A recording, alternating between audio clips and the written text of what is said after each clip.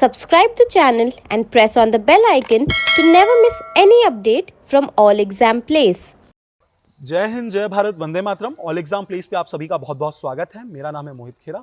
मेरे साथ आज हैं मध्य प्रदेश पुलिस में सब इंस्पेक्टर योगिता जी। मैम, आपका बहुत बहुत स्वागत है हमारे चैनल पर। मैम जो है 2017 बैच से हैं और वीडियो को शुरू से आखिरी तक देखिएगा और जितना हो सके शेयर कीजिएगा, क्योंकि आपके काम का ये वीडियो होने वाला है। तो देखिएगा आगे तक। मैम, कैसी चल रही है आपकी पुलिसिंग? अच्छी चल रही है। तो क्या क्या आप लोगों को सामना करना पड़ता है as a female cop? Okay, there are so many things which we consider in मतलब as a women sub inspector. सबसे पहले हम लोगों का जो महिला अपराध होता है उसमें 376, 354 मतलब छेड़छाड़ के मामले और जो घरेलू हिंसा के मामले हैं वो मुख्य रूप से हमें देखना पड़ते हैं। उसके साथ ही जो छोटी मोटी लड़ाइयाँ होती है जिसमें वुमेन सेंट्रिक रहती है, खास करके ड्यूरिंग कोरोना और आफ्टर कोरोना जो हस्बैंड वाइफ विवाद हैं जिसमें जो काउंसलिंग होती है वो मुख्य रूप से हमारे जॉब के अंतर्गत आता है। और अभी कुछ समय से हम लोग देख रहे हैं कि छोटे मोटे जो विवाद हैं वो काफ़ी बढ़ गए हैं। क्राइम रेट्स में इजाफा हुआ है आफ्टर कोविड। जो हस्बैंड वाइफ विवाद है वो ज़्यादा बढ़ गए हैं और हम लोग कह सकते हैं जो छेड़छाड़ के मामले होते हैं उसमें तो उतना इंक्रीमेंट नहीं हुआ है, पर रिपोर्टिंग ज़्यादा हो गई है हमको। जैसे जो पहले रिपोर्टिंग नहीं हुआ करती थी, चीज़ें छुप जाती थी, अब रिपोर्टिंग बढ़ गई है। मतलब लोग एक हिसाब से एक्टिव भी हो गए हैं काफ़ी इन मामलों में। जो पहले डरते थे कि एफआईआर ना करें या थाने ना जाना पड़े, अब वुमेन्स जो है वो निकल के आ रही हैं कि नहीं, अगर मेरे साथ गलत हुआ है तो मैं अप्रोच करूँ पुलिस को। तो ये बहुत अच्छा है। मैंने सुना आप साइबर एक्सपर्ट भी हैं। साइबर सेल काफ़ी अच्छे से आपने देखा है और साइबर सेल में एक्टिव भी रही हैं आप अपने ज़िले में काफ़ी। तो इसके बारे में कुछ बताइए हमें। मैं कंप्यूटर साइंस से एमटेक हूँ। इसके कारण मेरा थोड़ा सा रुझान कंप्यूटर साइंस और साइबर की तरफ है। इसलिए मैं चाहती हूँ कि मतलब साइबर अपराध कम से कम हो, इसलिए लोगों में अवेयरनेस रहे, वो मेरा एक प्राथमिक उद्देश्य रहता है पुलिसिंग के दौरान। और मैं हमेशा जब भी सेमिनार्स आयोजित होते हैं, जब गर्ल्स से मैं रूबरू होती हूँ या कोई भी हम लोग जो सेमिनार करते हैं उसमें बताती हूँ हमेशा कि जो छोटे छोटे हम लोग टिप देते हैं, जैसे कि ओटीपी नहीं लेना है, ओटीपी नहीं देना है, और जो अवेयरनेस, जनरल अवेयरनेस अपने साथ रखें। मोबाइल अगर आप स्मार्टफोन यूज़ कर रहे हैं तो स्मार्ट भी बने, छोटी छोटी चीज़ों का ध्यान रखें तो वो आपको एक बड़ी हानि होने से बचा सकता है। ओके मैम, पुलिसिंग का तो आपने बता दिया कि काफ़ी अच्छी चल रही है आपकी और साइबर अपराध को भी रोकने में आप बहुत अच्छा मेहनत कर रही हैं मैम। मैम, तैयारी कैसे स्टार्ट की कि पुलिस की, और रुझान कैसे आया आपका कि नहीं मुझे पुलिस में जाना है? क्योंकि वुमेंस का अक्सर देखा है पुलिसिंग से बहुत कम रहता है। काफ़ी वुमेंस नहीं जाना चाहती पुलिस में, उनको लगता है कि नहीं यार थोड़ा रिस्क जॉब है या फील्ड जॉब ज़्यादा रहेगा। तो कैसे मतलब पुलिसिंग क्या हुआ कि नहीं सब इंस्पेक्टर मुझे ज्वाइन करना है? जी हाँ, ये बहुत अच्छा क्वेश्चन है मोहित आपका।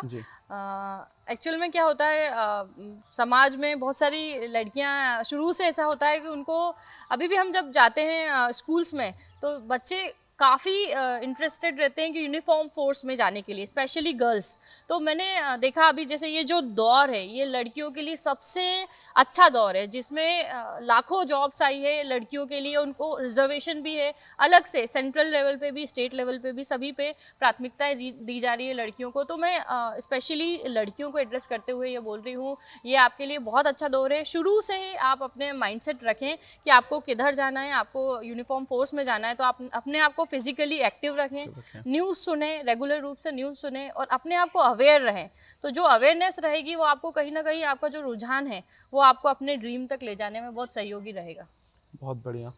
तैयारी आपने कैसे स्टार्ट की? आपका रुझान इस तरफ कैसे बढ़ा कि मुझे जाना चाहिए यूनिफॉर्म फोर्स में? मैंने इंजीनियरिंग किया। ड्यूरिंग इंजीनियरिंग मुझे हमारे यहाँ कैंपस प्लेसमेंट होते हैं, उसमें एयरफोर्स के कुछ लोग आए हुए थे। उनको देख के मुझे यूनिफॉर्म को, शुरू से ही था वैसे यूनिफॉर्म पहनने का जज्बा था। तो मेरे फैमिली में वैसे कोई यूनिफॉर्म में नहीं है, पर जब हम देखते थे आमतौर पे पुलिस और आर्मी को, तो हमें लगता था कि हम भी कहीं यूनिफॉर्म पहने, पर मुझे ऐसा मौका नहीं मिला कि मैं एनसीसी की यूनिफॉर्म भी पहन पाऊँ। तो मैं उसके बाद मैं थोड़ा इंटरेस्टेड थी काश मुझे यूनिफॉर्म मिल जाए, काश मुझे यूनिफॉर्म मिल जाए। उसके कारण तो मुझे एक दौर आया जब बेल्ट जॉब के लिए मैंने अप्लाई किया। तो इससे पहले भी मैं आफ्टर इंजीनियरिंग मैंने 5 साल टीचिंग किया है। उसके बाद मैंने एसएससी सीपीओ एक एग्ज़ाम होता है, उसमें सीआईएसएफ में मैं बतौर एएसआई के पद पे मैं ट्रेनी रही हूँ। आफ्टर 6 मंथ्स ऑफ ट्रेनिंग उसके बाद मैंने Madhya Pradesh sub inspector join किया था। ओह, बहुत बढ़िया। मतलब 2 जॉब क्रैक करके बैठे हैं आप। हाँ, एक सेंट्रल गवर्नमेंट, एक स्टेट गवर्नमेंट। ग्रेट। प्रिपरेशन का दौर कैसा था? मतलब क्या कठिनाइयों का सामना करना पड़ा उस समय? क्योंकि उस समय ऑनलाइन उतना नहीं था देखा जाए तो, जब आप लोगों ने स्टार्ट की प्रिपरेशन, और उस समय कोई गाइड करने वाले लोग बहुत कम मिलते थे। बिल्कुल। जैसे आज तो आपको यूट्यूब पे हजारों वीडियोस मिल जाएंगे कि how to become a police officer, तो हजारों वीडियोस हैं। उस समय नहीं रहता था ये सारी चीजें। तो कैसे उस दौर में आपने ट्रेनिंग स्टार्ट, मतलब प्रिपरेशन स्टार्ट की अपनी? बिल्कुल। ये बहुत मतलब पॉइंट का क्वेश्चन है, जिसमें उस टाइम ये तक क्लियर नहीं हो पाता था जो डिफेंस जॉब में एज कितना से कितना रहेगा, ये क्लियर करने में आपकी एज ही निकल जाती थी। तो ये एक मोहित का अच्छा क्वेश्चन है कि हम लोग अभी के दौर में जो YouTube में हमें जॉब्स के बारे में पूरी नोटिफिकेशन के साथ पूरी विस्तृत रूप से डिटेल्स मिलती है, वो बहुत हेल्पफुल रहती है आज के दौर में। जो उस टाइम हमने जो प्रिपरेशन की थी, हम बुक्स लेके आते थे, जो घटना चक्र, जो छोटी छोटी मैगजीन आती थी, और रोजगार एंड निर्माण जो लेके आते थे, और फिर उसमें से डिकोड करना भी बहुत मुश्किल होता है एक आम स्टूडेंट के लिए, हमें डिकोड नहीं कर पाते हैं। तो जो अभी आप लोगों की ऑल एग्जाम प्लेस के लिए मैं बहुत धन्यवाद दूंगी कि ये लोग सभी नोटिफिकेशंस को डिकोड करते हैं आम स्टूडेंट, ताकि वो समझ पाए कि जॉब कितनी है, सैलरी कितनी है, जॉब कितनी है, एज का क्या है। बहुत सारे there an number of issues जो एक बच्चा फेस करता है। तो ये चीजें आपके साथ भी रही कि एज क्राइटेरिया क्या था, और कई बार ऐसा होता होगा सिलेबस ही वो क्लियर नहीं हो पाता होगा कि क्या पढ़ना है, कहाँ से पढ़ना है। तो उस दौरान जब आप प्रिपरेशन में लगे तो माइंडसेट में था कि हाँ मैं निकाल लूंगी? नहीं, ऐसा तो नहीं रहता था, बट ये होता है कि कहीं ना कहीं हम पहुंचेंगे, मुझे पहुंचना है कहीं, तो उसके उस हिसाब से तैयारी करते रहते थे। ये चीज़ ग्रेट। तो तैयारी के दौर में मतलब संघर्ष का एक दौर जो होता है तैयारी करते समय, बहुत संघर्ष, मतलब मैं मोहित आपको रियलिटी बताती हूँ, मेरे पास अप टू 90 पेपर रखे होंगे। मैंने 90 एग्जाम 2011 से 2015 के बीच में दिए, जितने भी एसएससी के एग्जाम, जो भी एग्जाम होते हैं वो सारे एग्जाम दिए जो भी मैं दे सकती थी। बहुत बढ़िया। मतलब कभी भी निराश नहीं हो, अपने संघर्ष से आगे बढ़ें। आपको एक टाइम आएगा जब आपके एग्जाम निकलने लग जाएंगे, आपकी प्रिपरेशन को जारी रखें, वो एक टाइम आएगा जब सारे एग्जाम्स निकलने लग जाएंगे आपके। तो ये एक मोटिवेट हो जाते थे, अपन डिमोटिवेट हो जाते थे जब एग्जाम नहीं निकलता था। तो उस दौर से कैसे निकले? जैसे कई बच्चे अभी मेरे छात्र रहे हैं, इनके मैसेज आते हैं, सर मेरा एमपी पुलिस का भी कांस्टेबल में नहीं हुआ, सर फिजिकल से रह गया, मार्क्स अच्छे थे, या कि उनका एग्जाम ही नहीं निकला और प्रिपरेशन अच्छी थी। तो ये लोग जो डिमोटिवेट होते हैं, इनके लिए एक मैसेज मैम, क्योंकि काफ़ी चीज़ों में मेरे छात्र जो हैं, मतलब मैं तो मोटिवेट रखने की कोशिश करता हूँ हमेशा इन्हें, और इतनी सारी जॉब्स हैं ऑलरेडी, सेंट्रल में इतनी सारी निकली हैं, इवन मध्य प्रदेश में भी इतनी सारी जॉब्स निकली हैं और लगातार आ रही हैं। तो इतने सारी जब आपकी जॉब्स हैं तो आपको वो चीजें देखने को मिलेंगी। तो ये जो डीमोटिवेट हो जाते हैं बच्चे जब पेपर नहीं निकलता है, और फिर वो घर वालों के ताने, पड़ोसियों के ताने, इनसे बाहर कैसे निकले? ये बहुत बड़ी चीज़ है जीवन में। मोटिवेटेड रहना एक बहुत बड़ी चीज़ है। उसके लिए एक सबसे पहले मैं कुछ टिप्स देना चाहूँगी कि एक तो सबसे पहले जो ये गवर्नमेंट जॉब का जंजाल है, ये बहुत मतलब अंधकारमय है।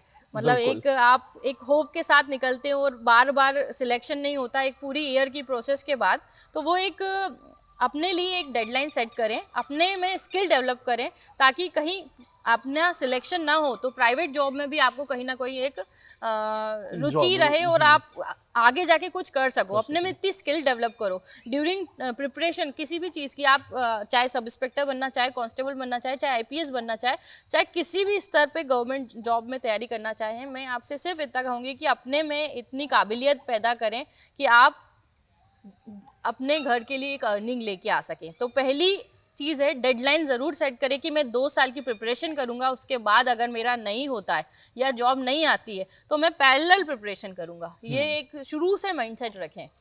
काफ़ी मतलब ये मुश्किल दौर रहता है मैम, क्योंकि बहुत मुश्किल रहता है। इसके साथ कोप अप करना बहुत बहुत करेज का काम है ये करेज का चीज। काम है, क्योंकि उस समय फाइनेंशियल प्रॉब्लम्स बच्चों को काफ़ी फेस करने की पड़ती हैं। जैसे आप इंदौर आते हैं काफ़ी स्टूडेंट्स बिल्कुल। तैयारी करने, तो कहीं ऐसे रूरल एरियाज से आते हैं और वहाँ पे क्या है, फार्मिंग वाले बैकग्राउंड वाले ज़्यादा हैं, बिल्कुल, बिल्कुल। किसान परिवार से बच्चे काफ़ी हैं। जैसे मेरे काफ़ी आप लोग जो देख रहे होंगे, काफ़ी आपके फादर मदर जो हैं किसान बैकग्राउंड से आप होंगे, किसान फैमिली से आप होंगे, तो तैयारी करना और वो फाइनेंशियल क्राइसिस मैनेज करना, ये थोड़ा सा टफ टास्क हो जाता है आजकल के बच्चों के लिए।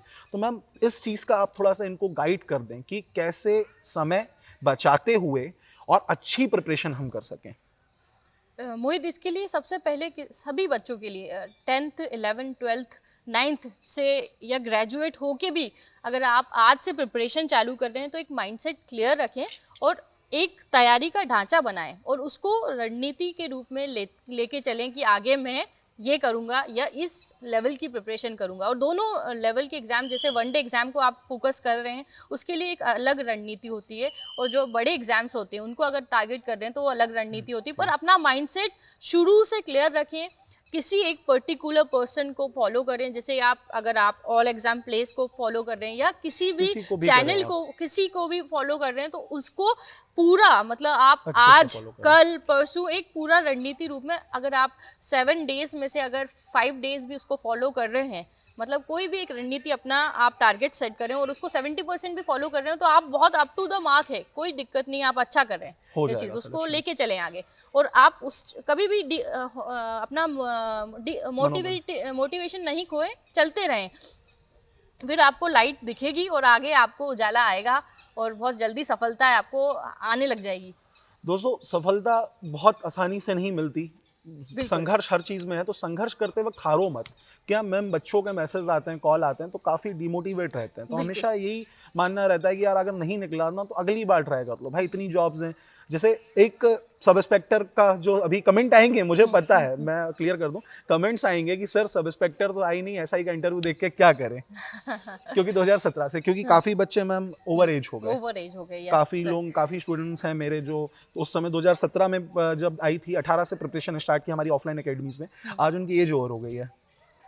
इसके लिए बस ये है कि never, doctor APJ Abdul Kalam का सबने एग्जाम्पल देखा है कि वो जब एयरफोर्स या डिफेंस का इंटरव्यू एसएसबी का जब देने गए थे तब वो रिजेक्ट हो गए थे। ऑल इन द एंड वो प्राइम मिनिस्टर ऑफ इंडिया, सारी फोर्सेस के हेड, प्रेसिडेंट ऑफ इंडिया बने, तो सारी फोर्सेस के हेड बने वो। तो हमारी डेस्टिनी में क्या लिखा है ये कोई भी नहीं जानता, पर हम आगे बढ़े एक पॉजिटिव होप के साथ, बस अपने में टैलेंट डेवलप करें। अगर हम 7 दिन भी अपने मतलब आज के जीवन में अगर आपके पास टैलेंट नहीं है, स्किल डेवलप करें। आज के दौर में सबसे बड़ी परेशानी अनएम्प्लॉयमेंट नहीं है, सबसे बड़ी परेशानी अनस्किल्ड लेबर है। बच्चों में टैलेंट नहीं है, बच्चों को स्किल ही नहीं है। जो स्कूल से निकल के आ रहे हैं, एजुकेशन लेके ग्रेजुएट हो रहे हैं, उनको कंप्यूटर नहीं चलाना आता, उनको इंग्लिश बोलनी नहीं आती है,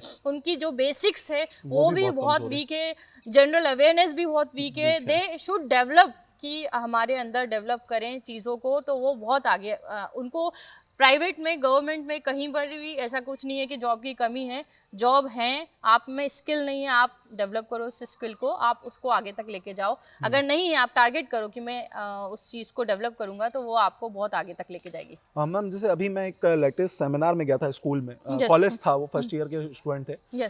बच्चों को मैम आईपीएस बनना है, पता है आईपीएस बनना है, लेकिन कैसे बनना है ये आइडिया ही नहीं है। वो अभी फर्स्ट ईयर में है, लेकिन उन्हें बेसिक नॉलेज नहीं है गवर्नमेंट एग्जाम्स का। इवन एसएससी जीडी आई थी उस समय, मैंने बताया था बच्चों को कि एसएससी जीडी के निकले हैं फॉर्म, सर एसएससी जीडी क्या होता है। तो ये जो एक वो है काफी, मतलब वो ये गाँव, मतलब गाँव की बात नहीं है मैम, इंदौर शहर के पास माहेश्वर है, वहाँ हम लोगों ने ये सेमिनार किया था। और वहाँ के बच्चे ऐसे मैम, अब आप सोच सकते हैं कि जब इंदौर के आसपास रह के वहाँ के बच्चे इतना डेवलप नहीं हो पा रहे हैं, तो जो रूरल एरियाज हैं, बिल्कुल पिछड़े हुए एरियाज हैं, वहाँ के बच्चों का माइंडसेट कैसा होगा, कि गवर्नमेंट जॉब की एक आइडियाज ही नहीं है उन्हें।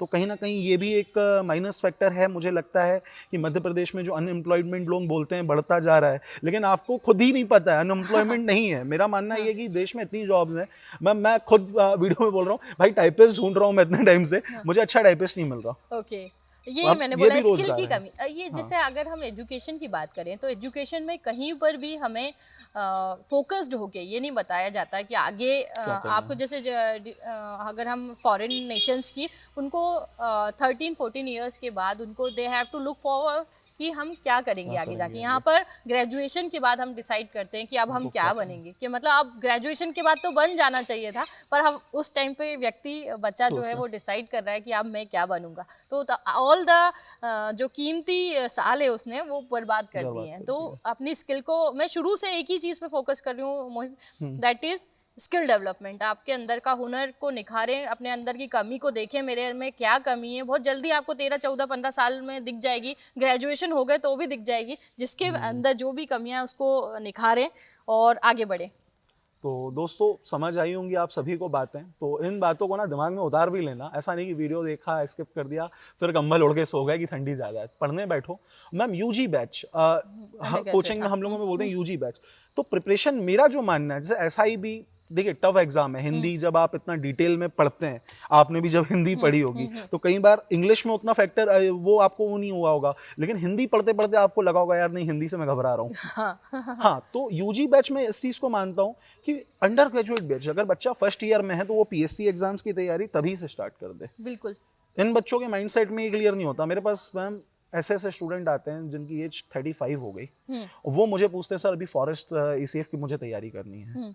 पहले से उनको गाइडेंस नहीं था, कुछ नहीं था। तो ये चीज बहुत मतलब देखने को मिलती है मुझे। जैसे आप ही लोग कई बार कॉल्स कर देते हो सर ये कैसे करें, तो ये बहुत इशू आता है मैम बच्चों का, पढ़ ही नहीं पा रहे हो इसके लिए अब सबकी अलग अलग चीज़ें हैं, बट ये है कि कभी भी कहीं से भी स्टार्ट किया जा सकता है।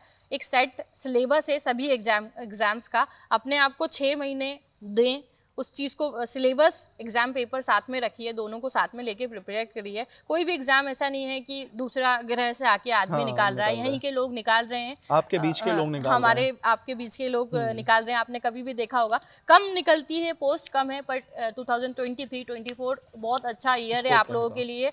बहुत सारी जॉब्स हैं, अपने लिए चूज करें और मल्टीपल एग्जाम के जंजाल में न फंसें। एक अपनी लिए चूज करें कि मुझे टारगेट करके उस चीज के लिए आगे बढ़े।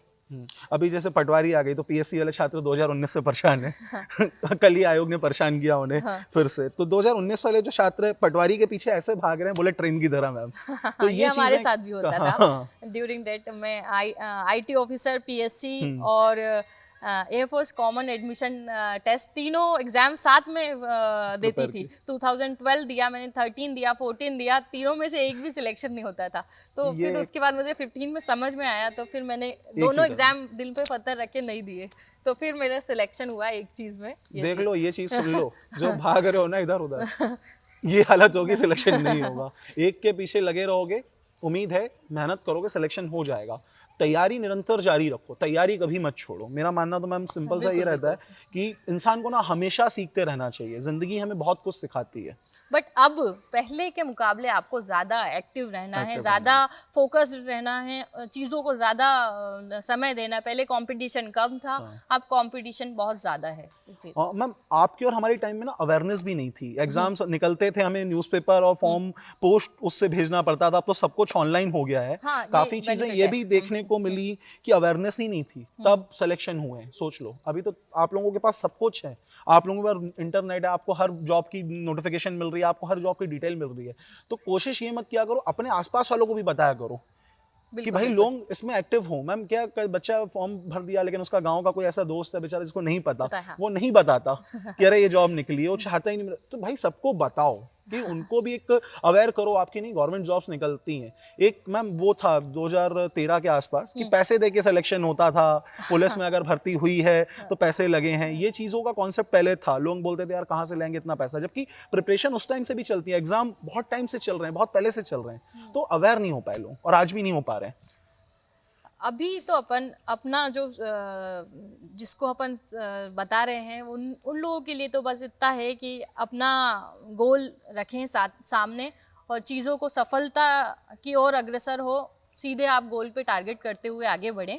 अपनी चीज़ों को शेयर करें, दोस्तों के साथ शेयर करें, पढ़ाई को भी साझा करें। इससे कंपटीशन की भावना आती है, जिससे हम लोगों को कभी भी अकेले मोटिवेशन कोचिंग संस्थान में दिल्ली जाते हैं सब यूपीएससी की प्रिपरेशन के लिए, इंदौर जाते हैं एमपीपीएससी की प्रिपरेशन के लिए, एक जगह कोटा जाते हैं आईआईटी प्रिपरेशन के लिए। क्यों जाते हैं? क्योंकि एनवायरनमेंट। तो शेयरिंग इज़ द की। आप शेयर भी करें और डिस्ट्रैक्शन से दूर रहें। अभी डिस्ट्रैक्शन बहुत, जैसे जैसे हाँ सोशल मीडिया इज़ देयर, तो अपना एक टाइम लिमिट सेट करें तो उससे बहुत आपको एज मिलेगा। और एक जीवन में एक समय होगा जब आपको मतलब उस टाइम पूरा जलना ही है, तो एक समय अभी उस चीज़ को निश्चित करो जीवन में कि आप 6 महीने 7 महीने एक बिल्कुल पूरे डूब के पढ़ाई करो। 24 आवर्स आपके दिमाग में वही चलना चाहिए कि मेरा एग्ज़ाम है, मेरा एग्ज़ाम है और मुझे ये पूरा करना है। ऐसा आपके दिमाग में खाते समय, पीते समय, सोते समय पूरा टाइम आपके दिमाग में प्रिपरेशंस रहनी चाहिए। एक ये समय एंजॉय करें तो आपको सफलता बहुत जल्दी मिलेगी। ये चीज़ तो वही है, मेहनत करो दोस्तों अभी से, है ना, क्योंकि आगे एंजॉय करना है और अभी एंजॉय कर लिया तो आगे मेहनत करनी पड़ेगी। तो अभी से तैयारी करो, अच्छे से तैयारी करो, जहाँ पढ़ रहे हो अच्छे से पढ़ो, दोस्तों से शेयर करो। क्योंकि मैंने एक चीज़ मानी मैम, टेस्ट सीरीज जब आप देते हैं बड़े हॉल में बैठ के तो आपको कंपटीशन का पता चलता है। बिल्कुल। तो टेस्ट सीरीज और प्रीवियस ईयर पेपर एक फैक्टर है कि आपको आपकी असलियत पता चलती है।